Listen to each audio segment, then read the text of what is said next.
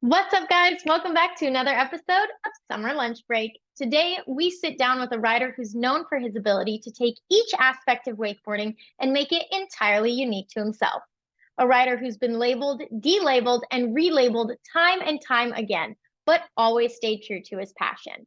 His goal was never to be a legend, but to push himself and the sport of wakeboarding to new limits. And I think it's safe to say he did both, and he did it damn well. It's Aaron Rathy. Aaron was a force to be reckoned with during his competitive years in the wake scene, a high of his career being his overall win at the Red Bull Wake Open for combined boat, big air, and park competition. Now, I'll be honest, I wasn't too sure how this interview was going to go because we haven't heard or seen much from Aaron in recent years. I wanted to make sure I asked all the right questions, but I knew I couldn't do it without the help of Aaron's good friend and professional wakeboarder, Rusty Malinowski. Believe me when I say this is one of the best special guest questions we've had yet, and you won't want to miss it. We've got a lot to talk about. Let's get started. It's Aaron Rathy. You know what I'm really scared about is if the wakeboarders get too close to shore, they may use some people on the shore as bonking items.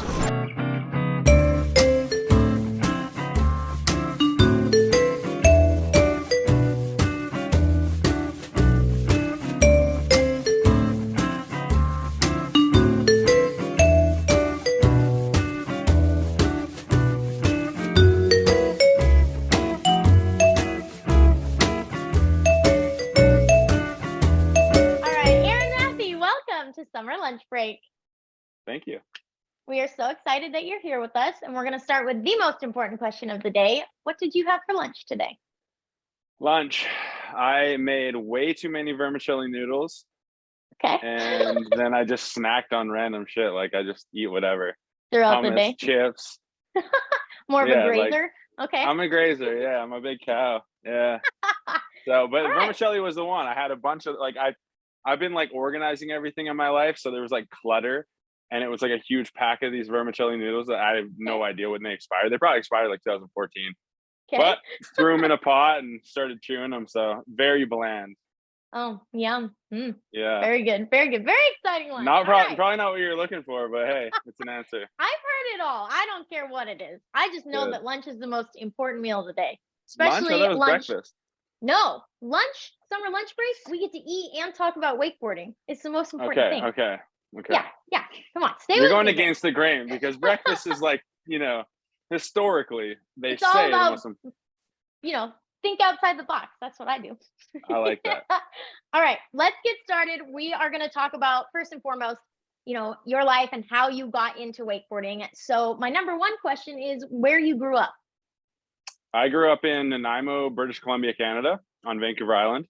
I lived there probably till I was like 17 or 18, and then I moved to Florida to pursue wakeboarding. I've been into water sports like my whole life, more or less. My parents had like a boat with a family that they shared, and so we got into water skiing and like just kind of like living, in the summer. I mean, obviously it's a short season here.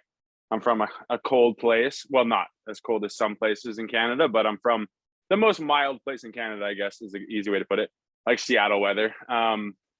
But yeah, still our seasons aren't very long. And we just get out whenever we could. And I got pretty good at water skiing and then just started doing the events and stuff like that. And that kind of like spurred my interest in wakeboarding. So started pursuing that when I was probably 14 or 15. And I had to move to Florida. Basically, like that's kind of the move, Like right. At the time, that's where the magazines were published. I'm sure you've heard this story a million times. Everyone probably says the same story, but that's where the magazines were published, and so it's kind of where you had to go to get recognized. You know what I mean? So right, yeah, I did that, and it worked out. It was cool. It worked out. Yeah, that's an understatement. But I also kind of want to ask, you're from Canada and the Northwest. Would you say that coming from over here, going to Orlando, do you think you kind of took a different style of riding over that direction, and has that stayed with you through your entire professional career? For sure. I mean, some of the guys that I grew up riding with that influenced me at an early age were like Steve McKinley, the whole like Oh Yeah, I'm a Ghetto Children crew. It's like our like crew from this area, and like very West Coast inspired, very style driven. Totally. Like more how you're doing it than what you're doing kind of thing. And like that was instilled in me at a very young age. And I mean, I guess I shouldn't say anything without saying the Pointless Posse, like that whole crew Right. was like very inspirational to my generation and to Yeah. me especially. So yeah, I think that, I mean, I guess at that time, like the West Coast, like there was a huge West Coast thing, like Randall and like Ricky Yeah. G and all those guys and stuff coming up, but there wasn't like, I don't know. I guess there was a huge difference between the West Coast and the East Coast, and I was probably more inspired by or influenced by the West Coast guys, but at the same time, like the guys from Florida, like the Pointless guys, and I guess Rucks from the Midwest or whatever, but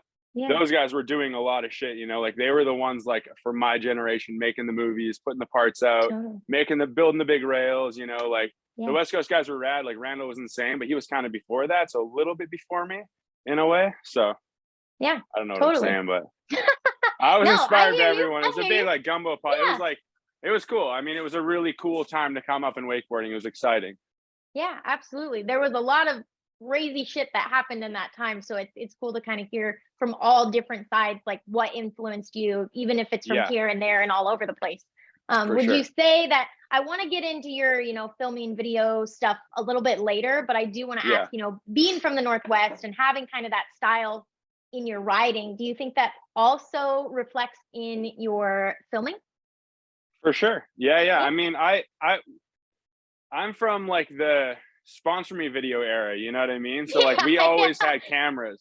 Like everyone had a camera. Like it was like skate videos Mhm. and we were trying to get shop sponsors and like we were always just shooting each other. So it was like I wasn't like the iPhone generation, but I was like the handy cam, you know what I mean? So like Totally. we filming and doing it and filming it was like it was just a part of life almost, Yeah. like it was a cool time to grow up because we were like influenced by technology in a big way, but like it didn't rule our world, kind of thing. Totally. So you're still a kid. You get to play in the Yeah. mud, but you have technology as well, so you can like look Yeah. up answers you have no idea, kind of thing, or Right. questions. I mean, Totally. yeah. So yeah, it was Totally. cool. But I think about that quite often because I feel like this generation, wow, they're just glued to their phones.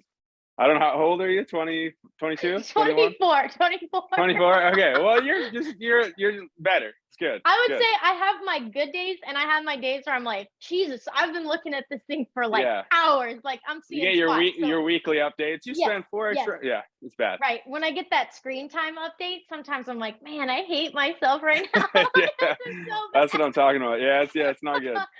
No, So yeah, no, I but put yeah, it away. for sure, everything that was like, I mean, I always thought because of my interest in filming everything and because of my interest in filming stuff and Yeah. just action sports in general and just trying to make things look cool behind the camera, like I always thought that that was something that I wanted to do. And if wakeboarding didn't work out, I was going to pursue that, Oh, yeah, So yeah, totally.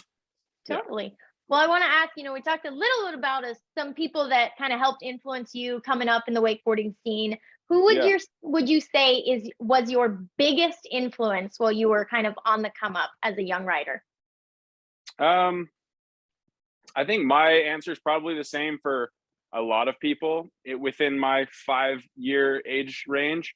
Is like Parks, Like, I think Yeah. Parks was the one that kind of influenced like a whole generation of riders, of my era. So, but I mean, saying that, like his brother, like Shane was insane. His part in Incomplete was probably my favorite.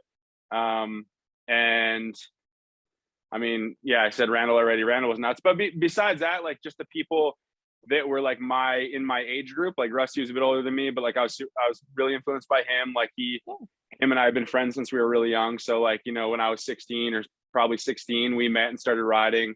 And then Sick. that was kind of when he was like starting to come up and like really become what he was, So like that was a big influence on me just to see like one of my friends become really successful and kind of like have, the contest success and the wakeboarding success that I wanted. Yeah. So that was, influential. And then like, just guys, Kevin Henshaw, like the whole Canadian crew, like Yeah, Henshaw and totally. I were really good friends back then, and we still are. And yeah, I don't know.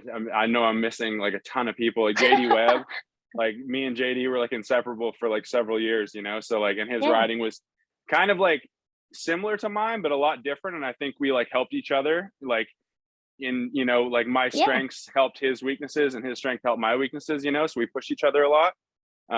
So yeah, like guys like that. I mean, there were so many people in and out of my Right. life, but in the early days, those guys influenced me a lot. Totally, totally. Well, and you mentioned kind of briefly when I asked like how you kind of got into water sports and stuff, that you started out as a water skier Yeah. and then transferred into wakeboarding. So Yeah. what was that? What drew you away from the ski and more towards standing sideways?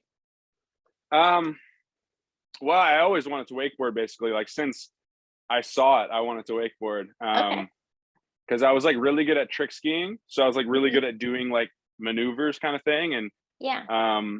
And I don't, it was like a thing with like my parents and like, you know, older, like I wasn't really allowed to do what I wanted when I was a little kid, Right. you know what I Yeah. mean? So I think that they were told that I was going to get hurt, which in the end I did get hurt a lot. But yeah. So what was the question? How did I transition from that? How did you shift into from skiing to wakeboarding? Right. Well, I guess I started skateboarding when I was like 11 years old. So Yeah. like you know, I've been like comfortable sideways like my whole Right. life more or less, right? So it was just like it felt so natural. Like my first time on a wakeboard, like it just felt right, you know? And there's not Yeah. many things. I feel like it feels kind of cool when you like have that one thing in your life that you're really natural at and you like a Right. lot, you know, Yeah. like it's a gift of yours and you like have passion for it. So that happened at an early age and I fell in love. Totally, totally. Well, I think it's super special when you do find that thing that it's like this feels Yeah. so good, and then it's like Yeah, for yeah. other people it's like they're like I hated it. That was so hard. I couldn't even stand up. So when you find Yeah, that, you got to run with it. All totally. right, so Yeah. we want to talk about kind of like I've done so much research, right? I totally dig into your life and violate your Cool. privacy and figure out everything about you. So I've read in a lot of different things that you've kind of been defined as a label guy, or that you're known for kind of doing everything, whether it be winching, whether it be behind the boat, a wakeboard, a wake skate, that just everything, right? So I want to ask if you agree with that or if you think that's true. Can you be all of those things at once, or do you think that you kind of have to pick one? um, well, I guess I hit a lot of the genres in our Yeah. sport. Is that what you mean? Yeah, like Yeah. I totally did. I mean, I was interested by everything, you know, like Hmm. I didn't want to just be like a good boat contest rider. Like Right. I wanted to have really good video parts. Hmm. And because like I skated a lot, like rails came easily to me, you know, like I could Totally. hit handrails on a skateboard. So like hitting them on a wakeboard just felt easy kind of, you know, like in Right. the beginning. So, but I mean, I just wanted, and like, you know, you're filming a part, like, of course you're going to hit rails. And like, Totally. I was a kid at the skate park. So I was influenced by skate videos, snowboard videos and stuff. And like, that's what I Yeah. wanted my wakeboard videos to look like. Right. So, um, but yeah, I think like, you just go through a lot of phases. Like I have like ADD, I guess. So I just got like bored with certain things, you know, like I couldn't do the same thing over and over every day. Like I have Right. to like do Gotta something change else. it So up. like, yeah. And like so many parts of wakeboarding interested me and I Hmm. just didn't want to just do one thing. So, I mean, wake skating in the beginning too, like I absolutely loved wake skating. And Yeah. I mean, I still would, like, I think it's amazing and like a beautiful sport and stuff, you know? But yeah, I don't know. I guess I would agree with that. Like I did more or less everything, you know. I went through a massive Yeah. cable phase and I rode a lot of boat and yeah, did some winching and filmed a lot of videos. I don't know. Like, yeah, I Totally. definitely I checked all the boxes more or less. Yeah. Yeah. Well, Yeah. I think that it's good to keep that things fresh. So I want to ask, like, why do you feel that it's important to keep things kind of new and different and forever kind of evolving and changing? Why is that important to you? It's just it's just like the only way to really not be stale, you know, just keep it Yeah. fun, right? Like just keep doing something. You're not going to go to the same snowboard park every day, right? You're going to go Totally. hit some powder lines and then maybe you're going to ride for the park for a little bit and then you want to go to Yeah. like another mountain kind of thing. And like wakeboarding, like the wake never really changes. So it's always the Yeah. same. So like the only way to really like do something different is like go to a cable park or go Totally. winch or go to a system two, whatever, you know what I mean? So or Hmm. hit big double ups. I mean, it all interested me. So I mean, I did want to be the best at everything. Like I wanted Yeah. to be like the best rider. And like to me Hmm. that meant everything, you know? Yeah, so I don't know. I wasn't the best boat rider. Like maybe there was like a time where I was very close, but I felt like there was a time where I was the best overall, you know, pre-wrath. But yeah, no, it was a lot of fun and I enjoyed it. So Very nice. Well, would you say that, and you kind of already answered this, but I'll kind of narrow in on it more. that being different, was that a goal or did that come naturally? I think it just came naturally. Yeah, and I think a lot of it's to do with like I had a lot of influences, like I was Yeah. influenced by everyone. So like Hmm. I kind of like took in what I could from everyone. And I Yeah. mean that's what you have to do, right? Like to progress something, you have to take in what people have done in the past and try to like, see Totally. what can be done in the future kind of thing. So like that's what Yeah. I did. Or I did. Absolutely. That's what I Absolutely. tried to do. Sorry, that's what I Right. tried to do. Tried to do. No, you did. I Yeah, think you did a pretty good job. All right. good. So I kind of want to talk a little bit about competing and asking, that because to me it sounds like kind of what you're saying is if you stay in one spot and you're stale, it gets boring and then it's Yeah. not as fun and there's less drive there. So do you feel like when you were competing, did that get boring after some time? Competing behind the boat? Yeah. Yeah, Or anything. I absolutely. mean, any Well, competition, just yeah, I mean, especially boat, like it got, and as we were just kind of going to the same party like every weekend for like yeah. multiple years, you know what I mean? And like I Hmm. said, when the wake doesn't really change and the format doesn't change a whole lot, if you and you're the same guys you're riding against, I mean, it's still a challenge because you got to beat those guys, but it's not as exciting. And Right. I found when I did have success, when I had won, so I'm drinking a bubbly. When I did have success and I had won some events and I ended up winning overall and stuff, I almost felt like fulfilled in that format. And I Hmm. kind of lost my drive to like continue on that thing because I was like, Yeah. what am I going to do? Like win again? Like, yeah, sure, of course. But then what, Then you got to Right. win again. Like you got to just keep Yeah. doing the same thing. And so it just felt a little bit stale. And I have a lot of respect for the guys that could do that because the Yeah. people, they were animals, like Harley came in right Yeah. after that and just like dominated, and Phil Sovin before me, like, dominated, right? And they just had no problem just continuing on and doing the same thing. And maybe it's a Yeah. little bit ego driven, right? But yeah, I don't know. I felt like there was more for me. So I started skipping more of those events and shooting more Yeah. stuff and doing more of the park events and just Totally. trying to, yeah. And then I guess in that time, like a few years after that, the Wake Open stuff came in, and that gave like a kind of a different direction to like Right. how contests were formatted. So Totally. it like spiced it up a little bit. Yeah. Give it a little zest. All It right. did. So I'll ask about, we'll circle back to the Wake Open, but I do want to ask about the current contest scene, kind of a hot take. I want to ask, do you think it's boring now? Well, to be honest, I haven't seen that many. I mean, I watch them when they're on, but like, was there events? Like, there was only a few events this year, right? Yeah. Like a handful. Yeah. Only a handful. Yeah. So I mean, I don't know. Those kids are nuts. Like, they're so good. So it is exciting to watch. Like, it's cool to watch. But and I was at the Parks one. I was in Orlando for that, so I watched that, Oh, and that nice. was great. And, what's the Aussie kid's name? Who won that Sam? event? Sam Brown? Sam. I mean, Yeah. he's nuts. Yeah, that was Dude. incredible. So, but yeah, everyone, there's like a new generation of kids that are excited about it, and it's awesome. It's amazing. Yeah. But yeah, no, I haven't. I don't know. I mean, it's probably the same for them as it felt for me, right? Right. But I don't know. I don't know. I don't want to. I can't really speak to that honestly. I mean, That's I fair. still love wakeboarding, but I didn't follow the contest scene very closely in the Yeah. last couple of years. Yeah, you're Yeah. good.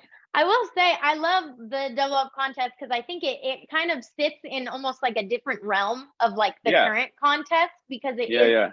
I mean, I am over on the north. I'm in Oregon. I'm nowhere near Orlando, but when that event is like going on, I Yeah. like feel like I'm a part of it. There's so much hype. Everyone's so excited. It's just like it's That's cool. totally different, and I love that about it. It's a sick event.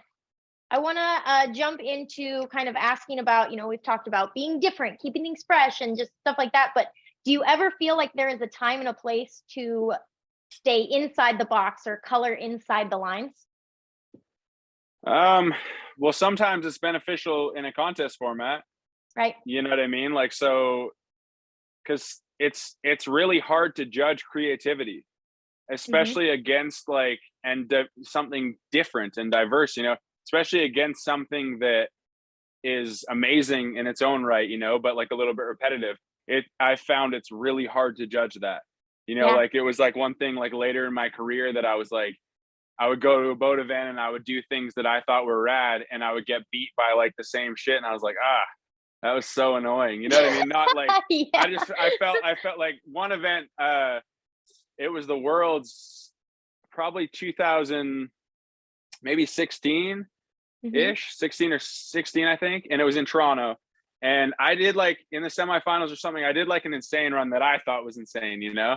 And it was Yeah. like, I did like a melon osmosis 5 and like I did like the hard tricks, you know, I did some like nines and stuff like that, but I did like different stuff. I went like Yeah. melon osmosis 9 and then took a foot out and did like a 1 foot 3. And like I got beat by like, and I did 2 stand-up things, you know, and I got beat by like cookie cutter stuff, which were kids at the time that were amazing. But at the same time, you know, you feel kind of robbed because you tried to do something different and go a little bit outside the box where maybe you should have just stayed within it and Stayed done in the it. same stuff and maybe made Yeah. it to another round and made Hmm. a couple $100 more, you know what I mean? But yeah, I don't Right. know. It was it, but no, at the same time, I'll take that back because at least you're being yourself, right?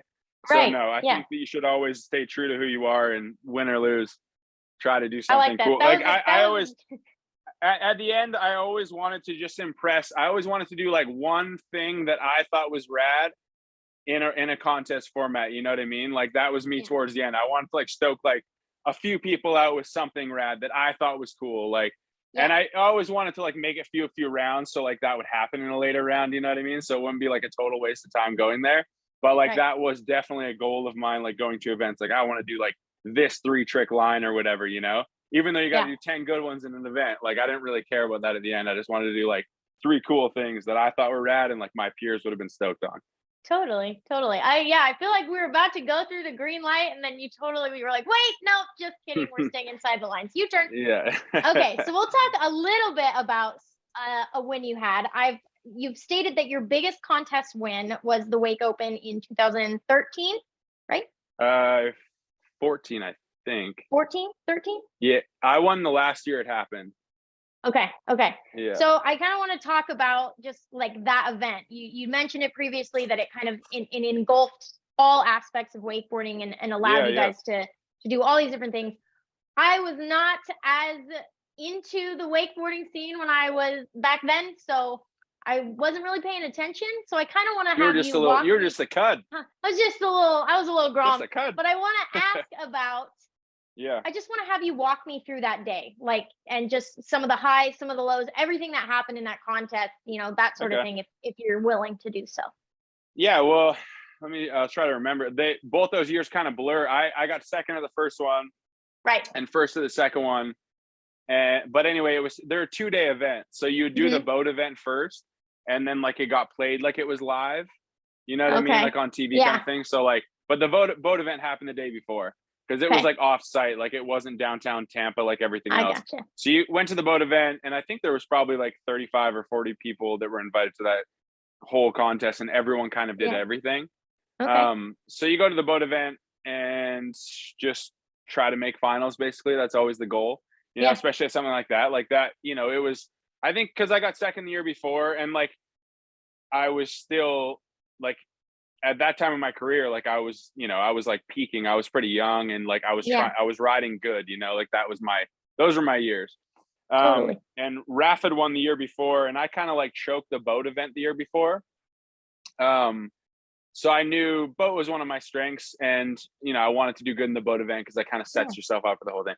But yeah, anyway, so going back, let's move forward here. So I did pretty good in the boat event. I put down a run in the finals, and I think there was 4 of us in the finals. I think it was me, Raf, Phil, Sovin, maybe Russ. Maybe Rusty was in that final. I'm not sure. Can't remember Okay. exactly, but I ended up getting second. Raf got first, and Raf just shocked everyone. He got first. He like because he was just like you've heard Yeah. of Raf or you watched the movie anyway.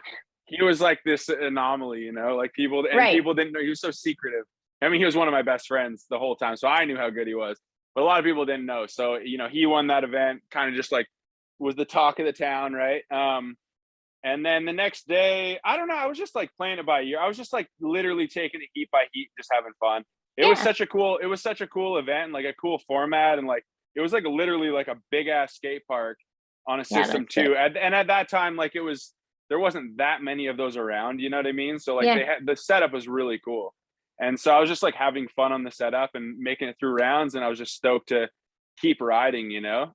Yeah.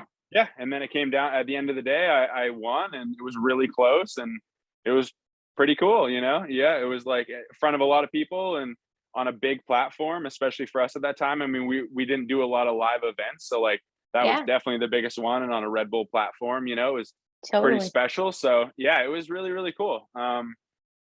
I don't really think about it that much, but yeah, reflecting back now, it was a pretty cool event. It was a fun to be a part of that.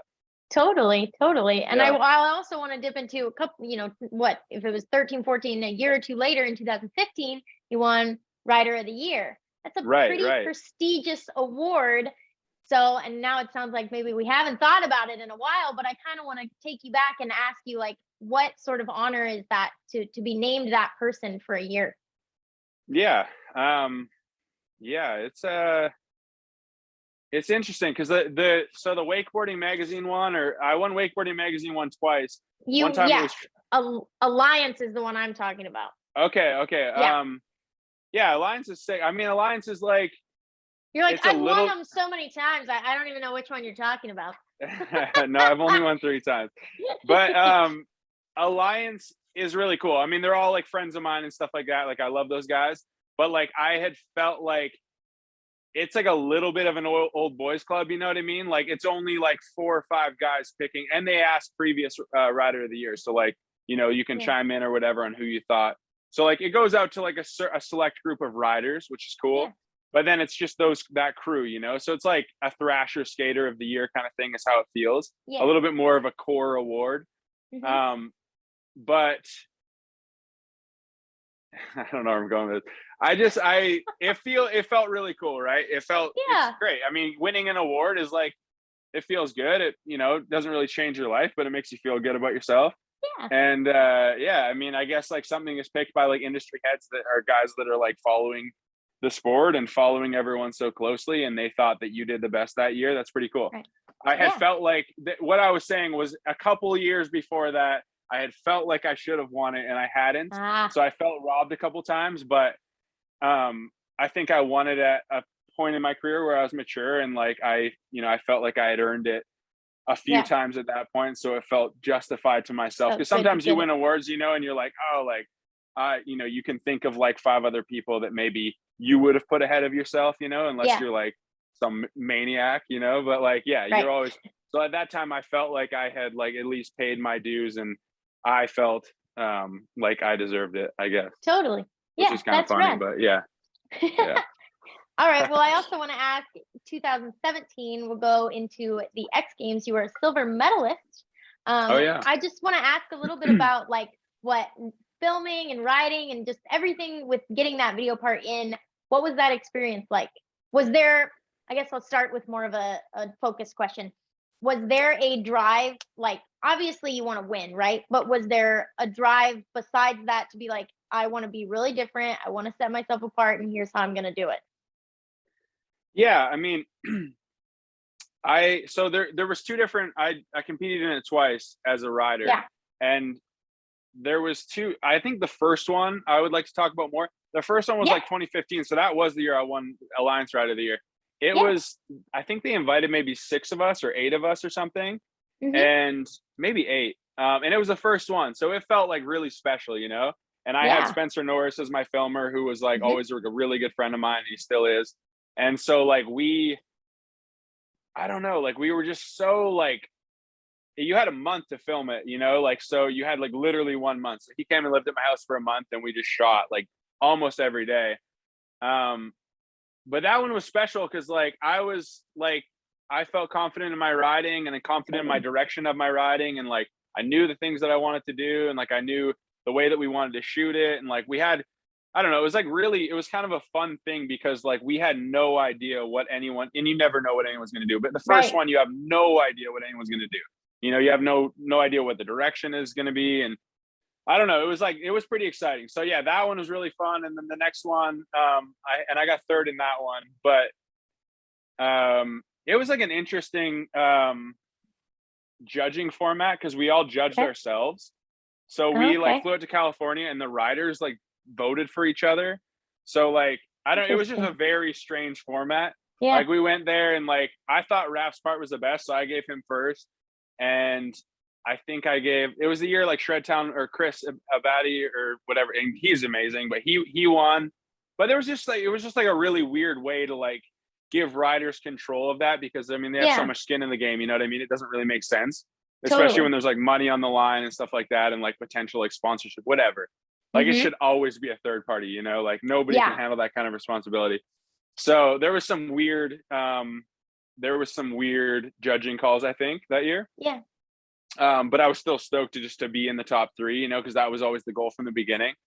Yeah, and then did I shoot steels the next year? I think I shot steels the next year in yeah, 2016. We did something, and that was cool. Steel's like a really good friend of mine, so we shot kind of like just a, you know, cookie cutter, like, you know, beautiful double up, you know, wake riding part, which was yeah. pretty Just sick. And then the next year I rode again, and that I shot it with Taylor Hanley, and we did a trip from Florida to British Columbia, where I'm from. okay. Yeah, So we like winched all the way across the country, and then we totally. shot actually the lake I'm at right now, which is where I'm from. We shot there, and yeah, it was like kind of like a throwback to like my early days of riding, at least scenic Totally. wise, you know what I mean? And I liked that part a lot. That part was fun, but it was definitely like coming towards the end of my career, like physically, where I've had a lot of injuries, and that was basically in the end what took me out.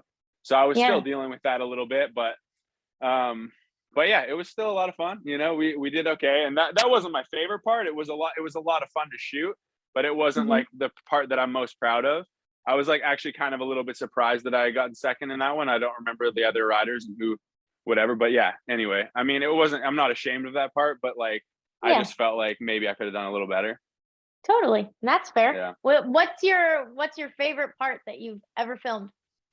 I don't know. I thought about this earlier because Gunther asked me this a long time, like last time I saw him a couple months ago. Yeah, I have no idea. I think it would probably be push process, just because it kind of like started everything for me. It was totally. like such a big project, and I had the opening part, and like literally like throughout my whole career, some of my fans would come up to me like "Holy diver," you know, like just screaming the song. And I always thought that was so funny because I had these like maniacs coming up to me like screaming like Dio, and it was just Yeah, like a really good like time, like a really good, the whole part. It was like really fun, you know. We went to all these cool places, and the team was really tight, and like the song they chose for me was perfect, and like, it was just totally. epic. It was a lot of fun. Yeah, I love that's it. I probably love it. it. Even though it was a long time ago, and like I hadn't really peaked as a rider, it was still probably my favorite. If it brings you the most joy, it, then I it feel was like that's well totally fair. realistically it was probably the most impactful for my career, There we so go. because it kind of like kicked everything off, you know. Totally. Totally. So Totally. Okay, I want to jump into talking about the industry now, and I know you kind of had said like, "Oh, I don't really like follow it that much this year, but bear with me and we'll see what we can do right okay. now." I want to talk about or ask you, what is the recipe to make someone special? How do you get that special kid behind the boat that's like, yeah, he's got it. He's different. It's just he's set himself apart. How do you get that? Talented, creative, driven, basically, you know, and someone that has the resources, kind of thing. I mean, you Totally. have to be, yeah, you have to be basically all those things, and then be literally like an absolute animal, like when it comes to drive, you know, like you cannot Totally. live without this.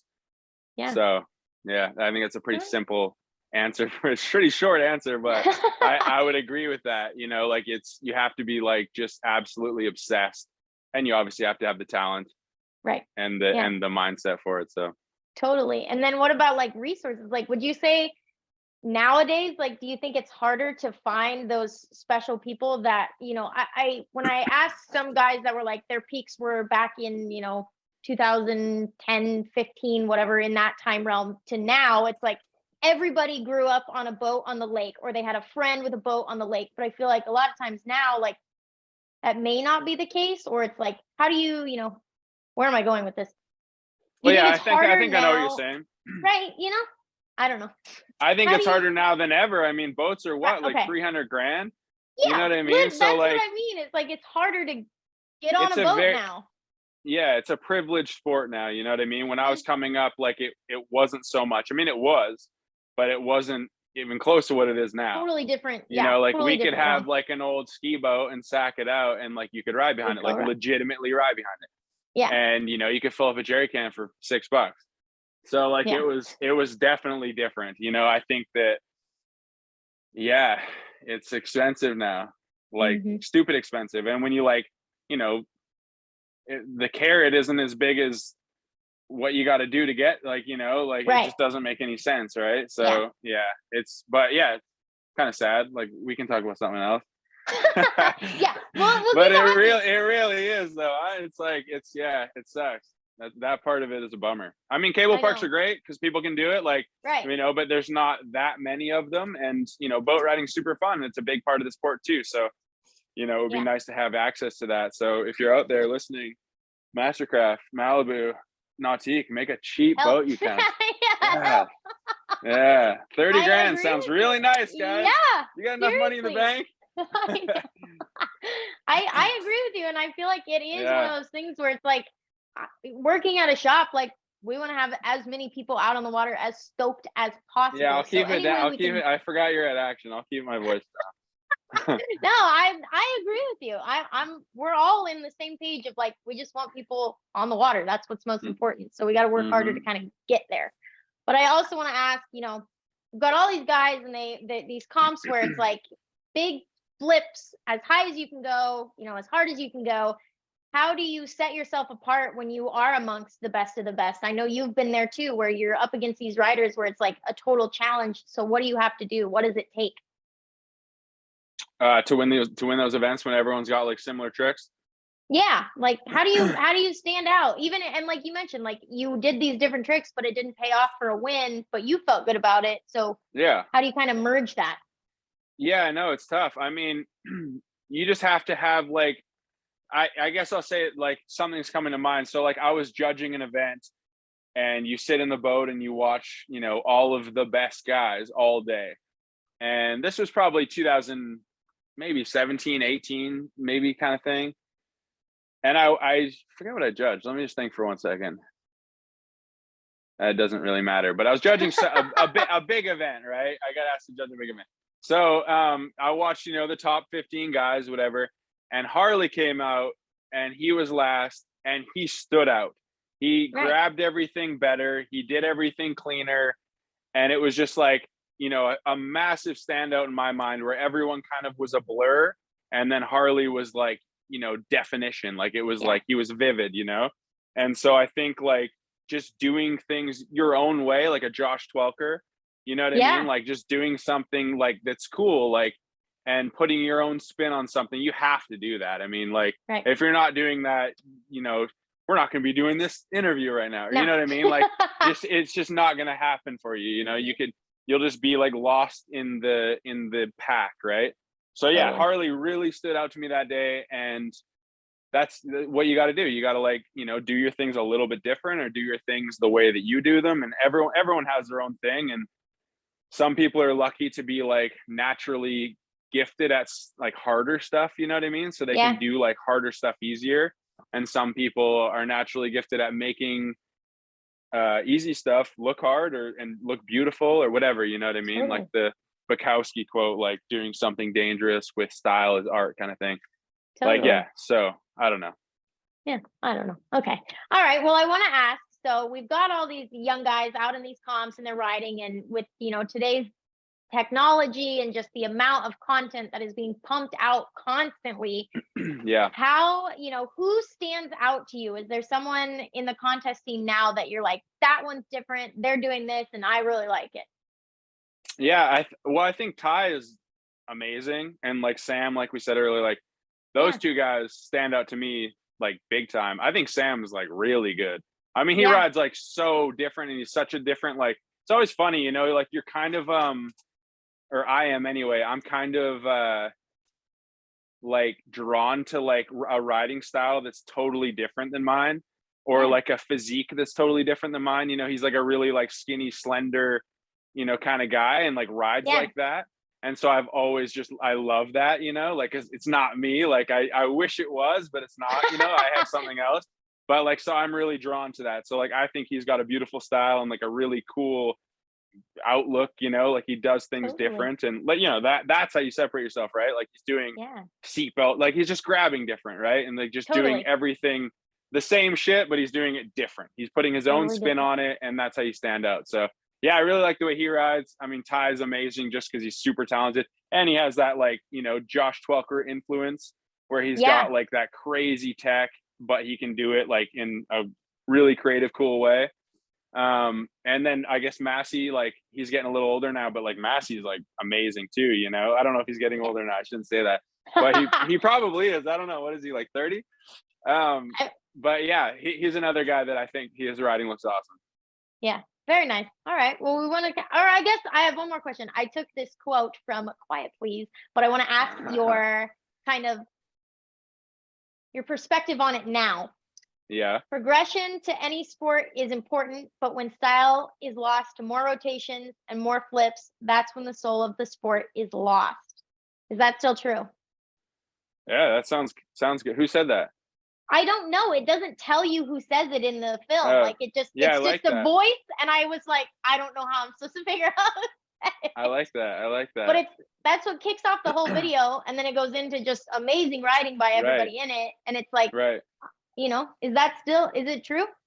Yeah, it sounds right. That checks out. Like I'd have to agree. That checks out. I mean, yeah, I don't know. It's good quote. Yeah. Yeah. Okay, so we're gonna move into video Pretty parts matter of fact, but yeah. We're gonna move into video parts and filming. I feel like this side, you know, I know you as this professional wakeboarder and amazing filmer, but I don't know the details as much of your filming career as I do so much your writing career. So I want to ask some questions about that. Okay.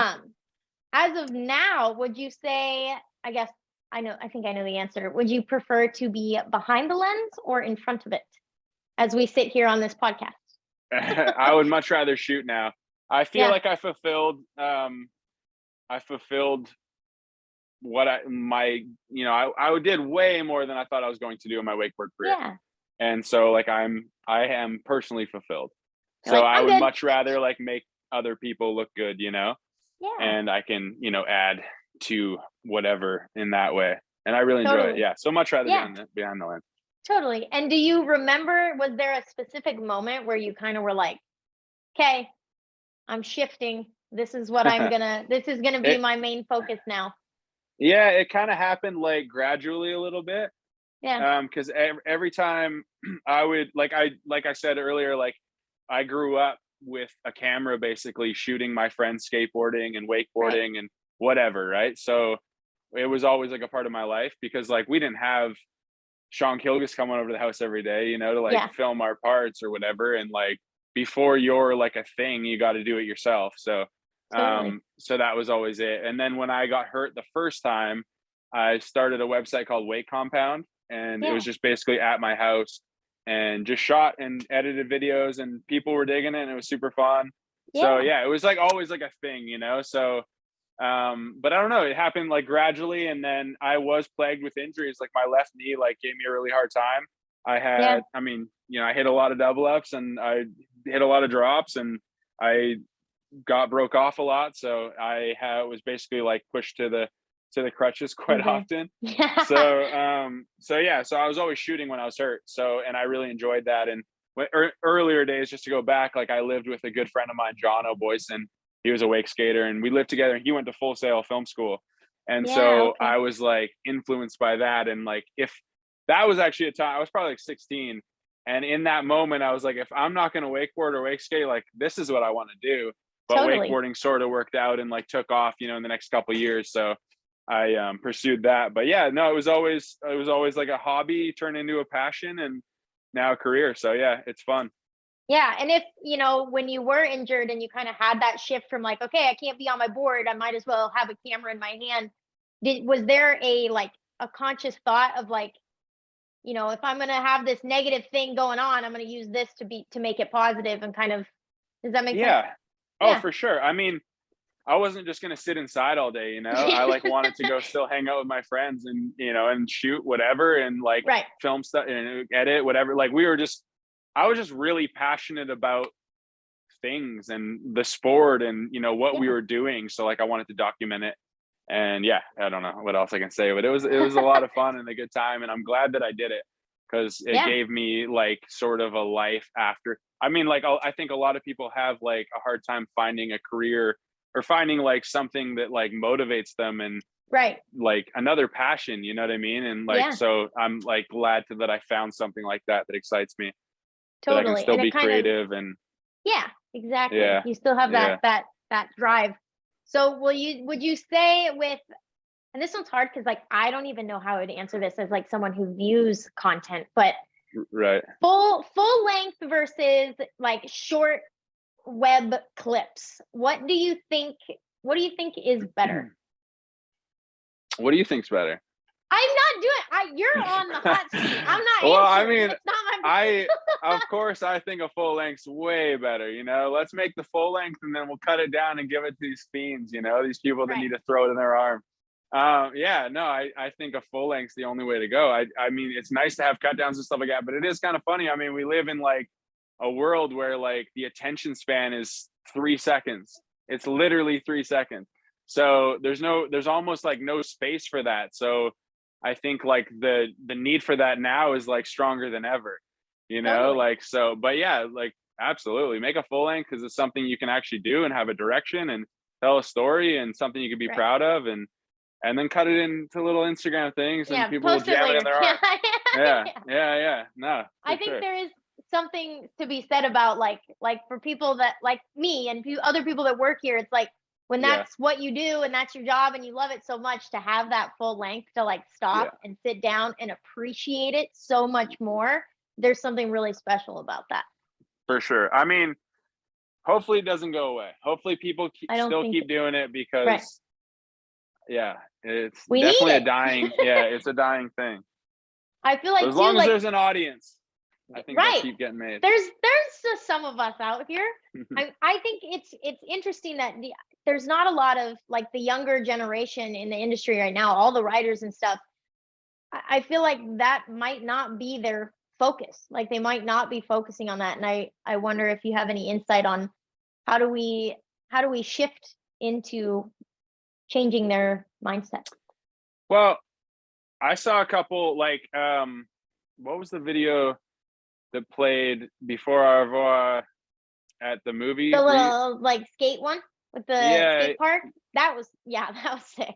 Wait, you But I said don't skate park? remember It what was it was. like it was wakeboarding, but it was like a bunch of street riding, and it was like kids that were just so like fucking punk rock. It was really cool.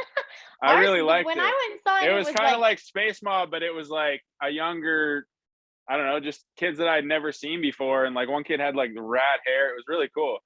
I don't know. that's But not yeah, what they played before when I saw it. I didn't even see that.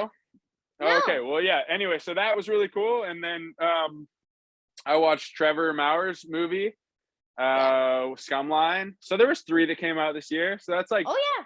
pretty good, you know. Yeah. So I guess what was I saying? You were saying you were asking. Sorry, ask your question again. We're gonna restart. You said what's the My- motivation for kids to make them this year now, kind of thing? Yeah, like I feel like like I don't know how I want to word this because I could be totally wrong, but it's just an outsider perspective of what I think. But I feel like a lot of these guys that are, they're at the top of the podium all the time, but I never see like any sort of, they're not in a full length film. They're not even focused on that. Yeah. Do we need that? Do we need them to change their mindset and focus on that? Or is that? Okay, well, matter? here's the thing then. So if there's like these kids that are at the top of the podium, do they have like sponsors that are like paying for their life, or is the contest winnings paying for everything? Because basically if they're going to go film a movie, they're giving up winning contests almost, Yeah. For the Okay. most part. It's like Yeah. really hard to do both. So maybe that's the thing. Maybe it's like a financial thing, you know what I mean? Because Yeah. you are, and if, but it, like in my era, like luckily, like we had like sponsors that we had good paychecks coming in, and we didn't have to rely on those contest winnings, and we could go out and like be creative and do fun stuff to like push the sport. Not saying they're not pushing the sport right now. I'm just saying like we didn't have that like financial pressure that we had to go to events to like make money to pay win. rent or pay our mortgage or whatever, So maybe that's it, but I don't know. I mean, it is really hard to do both.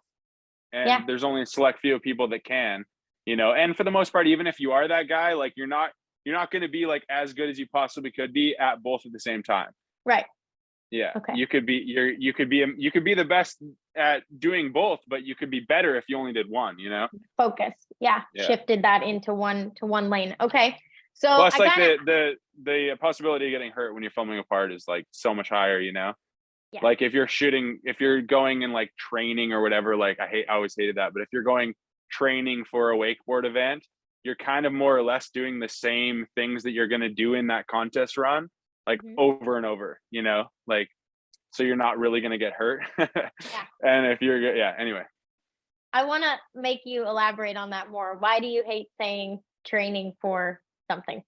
I don't know. I'm not sure, actually. That's a good question. Maybe I should go get a psychologist. I think maybe it just felt a little jockey for me, you know, like Okay. I think that my generation especially like was like, we're not doing team sports, you know. This is like Yeah. this is board sport, like, you know, like I don't train, like I just ride, you know what I Yeah. mean? And Okay. so so maybe the hate for saying training kind of stuck with me. Plus, like some of the geeky kids that I won't say, but they would say training, and I was like, fucking nerds, like training. You know what I mean? So like, yeah, That's I don't fair. know why. Yeah. Yeah. Okay. There's a Yeah. little rebellion I've with that lightened word. up a We don't. lot, Summer. I don't care. And these things don't bother me anymore. But they Yeah. used to. And so Yeah. what has made you change? Why has your mindset changed about it now? I don't have to be that guy anymore. I don't have an ego Like, it's anymore. not I'm my just problem anymore. chilling. I don't care. Yeah. I'm just cruising. Okay, fair. Okay.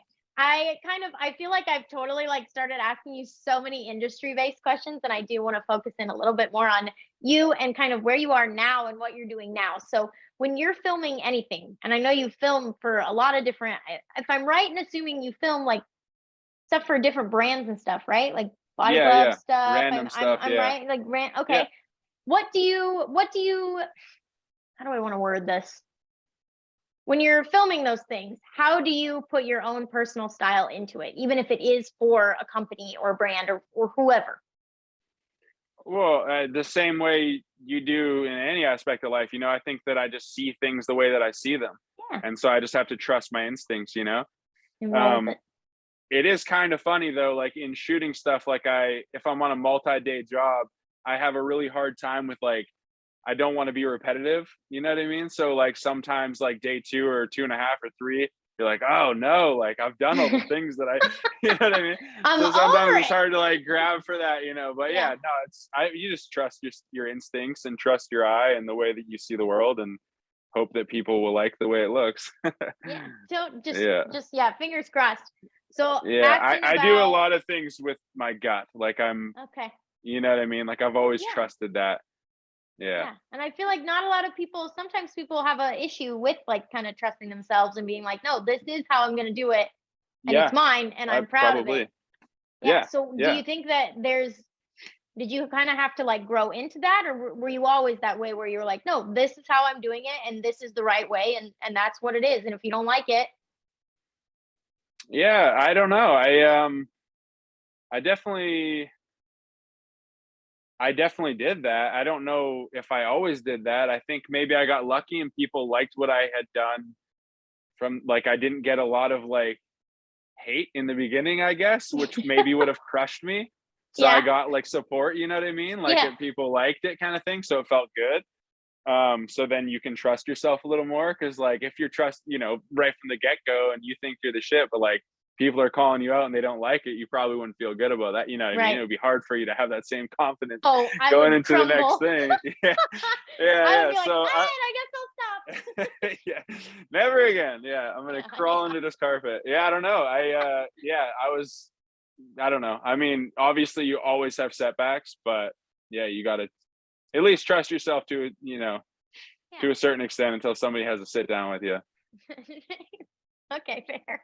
All right, I want to ask about, so the whole reason we're sitting here is one, because you obviously were an amazing wakeboarder and just an Yeah. amazing person in the industry, but I saw you in Arbois and I was like, I should talk to that guy. That would be amazing. Yeah. So talking about filming that, am I right? I'm right in when I say that you were part of kind of the production of that, the filming of that? Yeah, I mean, Raph and I we went on trips together, so I shot Yeah. him a lot wakeboarding for it. Um, Raph and I, like, Raph moved into my house when he was like 17 or something. Like, we're like Yeah. really good old friends, and we always wanted to do a movie together, and I ran out of time. You know what I mean? Like, but when we were like peaking, we Yeah. wanted to do a movie together, me, him, and one other person. And that was always like a thing that we'd talk about. We just sit in my living room or in my kitchen, and we'd both sit up on the tables and just talk for like hours. Like, that was like, we'd always end up in the kitchen just talking till like 3 a.m. But anyway, we'd always talk about like movie, you know, like, we've got to do a movie kind of thing before this is over. I ran Yeah. out of time, so au revoir was his thing. But yeah, no, so I helped him with a lot of the winching stuff, and it was, I mean, I loved it. I love being a part of it. I love being a part of his whole journey. I think he's like Totally. just an amazing dude in general, and like the most gifted person to ever step on a wakeboard. Like, I can say that like so confidently, you know. Oh, So yeah, yeah. he's a great dude. Yeah. So I'll Yeah. ask you, this is kind of a hot take, and if you haven't seen Au revoir, you need to watch it. But even if you have watched it and you didn't gain, some new knowledge about Raph, what is one thing that everyone should know about Raph? He loves Famous Amos cookies and cinnamon toast crunch. So get his address and send him those things. He'll love it. That is hilarious. I did not know where you were going to take that. That's perfect. Famous cookies. Yeah. Very nice. Okay.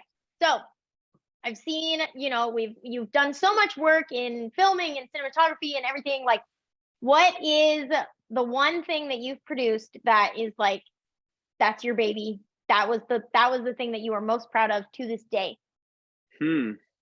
That's a really tough question. And I am going to say, I don't think I've done it yet. You know, like, I've done a lot of things that I liked, but like I'm like sort of like in the world of shooting products right now. Yeah. Which is sometimes like not something that you're super inspired or proud of. I mean, I'm like proud to be doing it, and I'm like, I can always find like something that I really like. But like, sometimes I haven't shot like the dream project yet. There is something on the West Coast that I like want to do, and we've like kind of started to get the ball rolling, but haven't done it yet. So we started it. I could show you something, but then if we didn't do it, I'd feel like an idiot. So we have a sizzle reel. It's like something that's like to do with the environment. It's really cool and something I care about a lot. So yeah, very nice. Okay, well, we will eagerly wait for that to come. Good. Okay, I'll let you know. While we wait, we have the special guest question coming up, and so I'm going to attempt to share my screen so that you can see the video, because I think that'll make it that much better. But if not, we'll figure it out and we'll cut it in here. Hey, what's up, Rathy? Just thought it'd be cool if you could share the story of where Marty came from. I think you know exactly what I'm talking about, and I think it would be a funny story to tell the listeners. Goes back a few years, but old Marty, take it from here. Big fan question from Big Ass Russ. So when I bought my house in Florida, it was built by Osama bin Laden's oldest brother. And so like there was 3 homes on like a parcel of like 20 acres. So there was like this huge like mansion. My house was like the smaller one. Yeah. And the other one was on the other side. And it was like this massive thing, All right. Yeah. So he lived there. And when 9/11 happened, he got kicked out. So on one of the anniversaries of 9/11, a film crew like walks down my driveway and they start asking, like, they're like, hey, can we ask you, like, are you the neighbor? Can we ask you questions? I'm wearing like this tie-dye t-shirt and we were like skateboarding on my mini ramp and stuff. And I literally just lied to this film crew for like 30 minutes in this interview.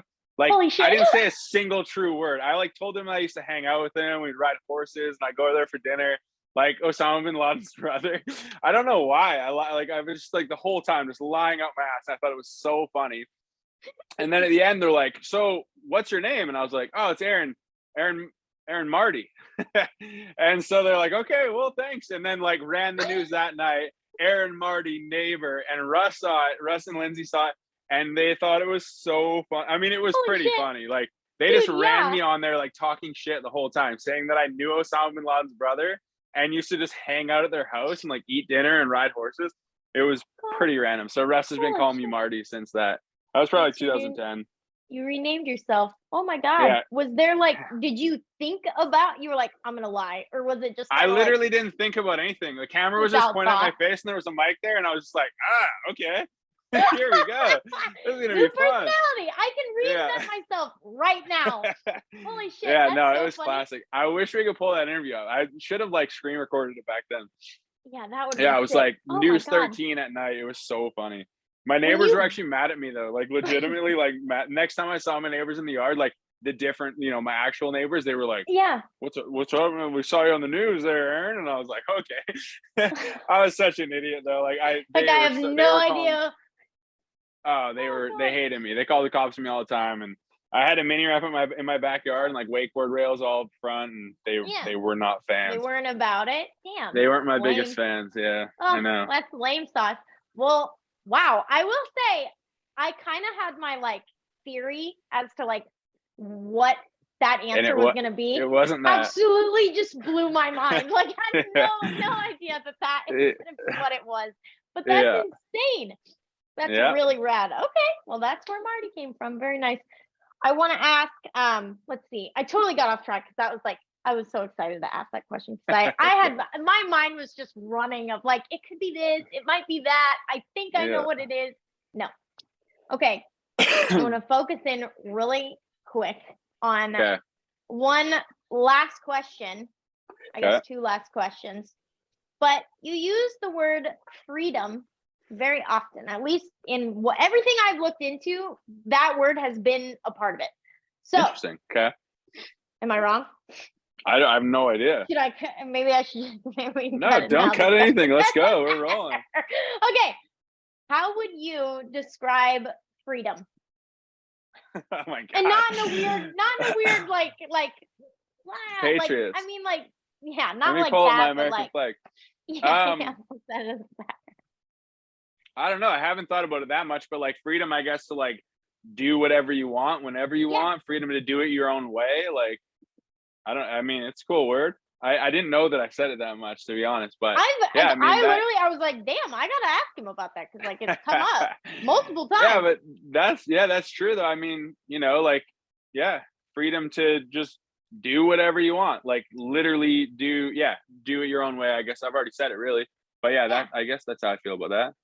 Okay. Would you say that you've found it in your lifetime? Absolutely. Yeah. I mean, I feel very fortunate to have had a passion like I had with wakeboarding. Like it was like literally like I was in love, like head over heels in love. Like I would go to bed thinking about it and wake up thinking about it, Totally. And so I feel, I don't and it was like something that I was able to make into a career, so like I feel very fortunate that I had that in my life. And I don't know, I think only a select few people can say that, right, actually say that and mean it. I loved it. Totally. Yeah, totally. You loved it, you still love it, right? Yeah.